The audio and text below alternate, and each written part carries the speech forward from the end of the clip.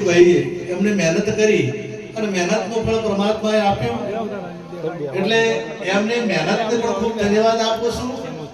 અને પરમાત્માને પણ ખૂબ પ્રાર્થના કરું છું કે દિન પ્રતિદિન એ આગળ વધતા રહે અને ઊંચી પોસ્ટો પ્રાપ્ત કરતા રહે એવી પરમાત્માને ખૂબ પ્રાર્થના અને આપણા ગામમાં આવા અનેક ઓફિસરો થાય એવી પણ આ મહાદેવ મહાપ્રભુને પ્રાર્થના કરું છું અને તમામ જે અહીંયા વિદ્યાર્થીઓ પણ છે અને માતા પિતા પણ બધા છે એમને પણ વિનંતી કરું છું કે